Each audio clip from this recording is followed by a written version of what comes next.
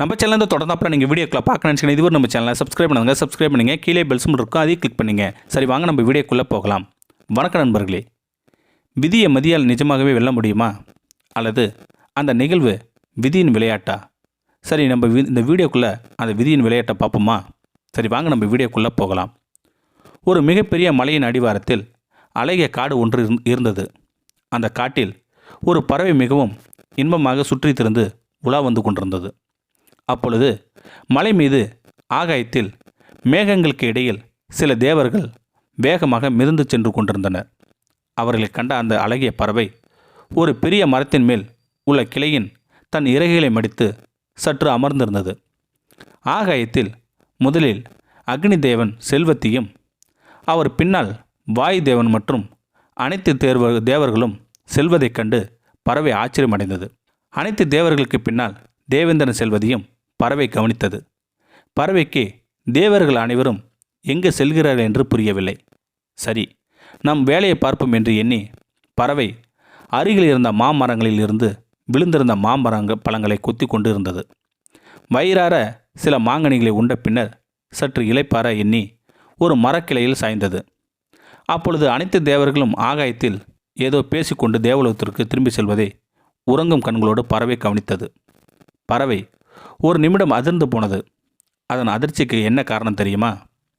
அனைத்து தேவர்களையும் கண்ட பறவை இறுதியில் யமதர்மராஜன் கதையையும் பாச கயிற்றையும் சுமந்து கொண்டு நடந்து வரும் காட்சியை கண்டதனால்தான்.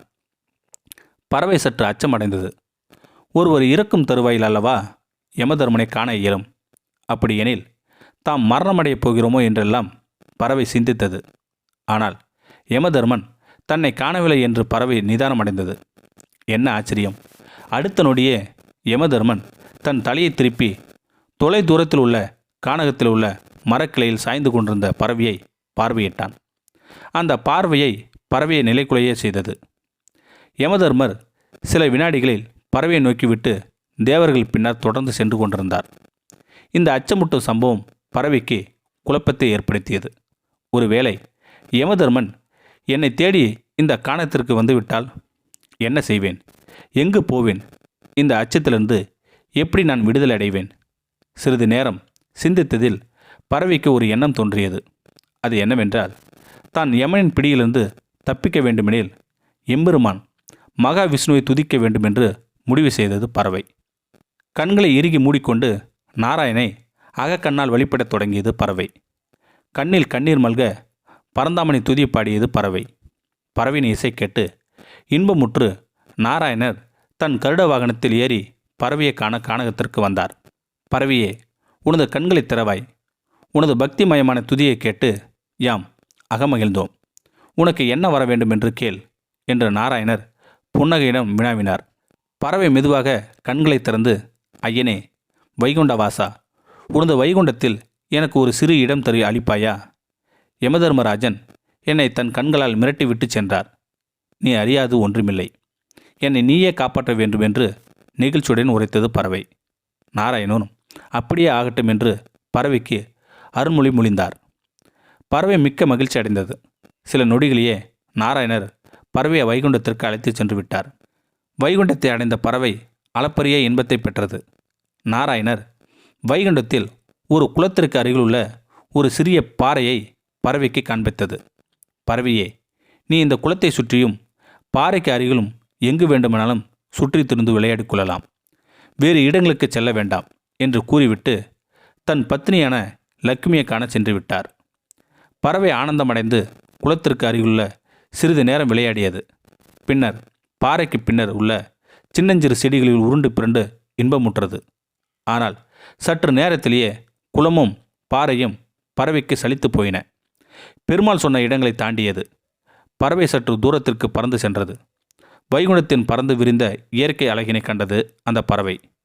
குளத்திற்கு சற்று தூரத்தில் உள்ள ஒரு பெரிய மாமரத்தை கண்டது. அதன் மேல் பறவை சென்று அமர்ந்தது. சில மாங்கனிகளை உண்டது. சற்று நேரத்திலேயே எங்கிருந்தோ வந்த ஒரு வேடனது அம்பானது அந்த பறவையின் இதயத்தை துளைத்தது. பறவை தன் கண்கள் நீர் மல்க மரத்திலிருந்து கீழே விழுந்து உயிருக்கு போராடி கொண்டிருந்தது. அப்பொழுது யமதர்மராஜன் பறவைக்கு அருகில் நடந்து வந்து அமர்ந்து கொண்டார். பறவை உயிருக்கு போராடி கொண்டிருந்த தருணத்தில் யமதர்மரிடம், பிரபு, தாங்கள் என்னை கண்டுவிட்டீர்கள் என்று அச்சமடைந்து எனது வசிப்பிடத்தை நீங்கி வைகுண்டம் அடைந்தேன். ஆனால் தாமோ இங்கு வந்து எனது உயிரை பறித்து விட்டீர். விதியை மதியால் வெல்ல நினைத்தது இறுதியில் தோல்வியை சந்தித்தேன். என்னாலும் விதியை வெல்ல ஒருவராலும் முடியாது என்று நான் நன்கு உணர்ந்து கொண்டேன் என்று உரைத்தது பறவை. யமதர்மராஜன் பறவையின் கூற்றை கேட்டு மெல்ல சிரித்தார். அன்பிற்குரிய பறவையே, நான் ஏன் உன்னை மரத்திலிருந்து கவனித்தேன் என்று நீ அறிவாயா? நீ உயிர்விடும் தருவாயில் வைகுண்டத்தில் இருக்க வேண்டும் என்பதே உனது விதி. ஆனால் நீ இருந்ததோ இந்த வைகுண்டத்திலிருந்து தொலைதூரத்திலுள்ள உனது வசிப்பிடத்தில். நீ ஒரு வேளை உனது வசிப்பிடத்தை நீங்கி இங்கே வந்து இருக்காவிடையில் நான் உனது உயிரை பறித்திருக்க இயலாது. என் பணியை நீயே எளிதாக்கிவிட்டாய். மதியை செயல்பட செய்வதும் செயலிழக்க செய்வதும் விதியே ஆகும். ஆனால் ஒன்றே அறிந்துகொள், விதி என்றும் சதி செய்யாது. விதி நமக்கு இறுதியில் மிகப்பெரிய நன்மையை தரும். இன்று நீ மட்டும் வைகுண்டம் வரவில்லை எனில் இன்னும் பல ஆயிரம் பிறவிகளை எடுத்திருப்பாய். நீ வைகுண்டத்தில் உயிர் திறப்பதால் மறுபிறவியின்றி இறைவனடி இணைந்தாய். எல்லாம் நன்மைக்கே. விதி என்ன நிகழ்வை நிகழ்த்தினாலும் அதன் சூட்சுமத்தை புரிந்து கொள்பவரே மதியில் சிறந்தவராவார் என்று யமதர்மர் எடுத்துரைத்தார். இந்த அற்புத உண்மையை கேட்ட பறவை ஆனந்த கண்ணீருடன் தன் இறுதி பிறவியிலிருந்து விடுதலை பெற்றது. இது வெறு கதை என விட்டுவிடாமல் நிஜமான வாழ்க்கையை உணர்ந்தும் தெளிந்தும் வாழ்வோம். இந்த வீடியோ பற்றி கருத்தை கீழே இருக்கிற கமெண்ட் செக்ஷன் சொல்லுங்கள். அப்படின்னு நம்மளோட சேனலை சப்ஸ்கிரைப் பண்ணுங்கள். கீழே பெல்ஸ் மட்டும் இருக்குது, அதையும் கிளிக் பண்ணுங்கள். தேங்க்யூ ஃபார் வாட்சிங்.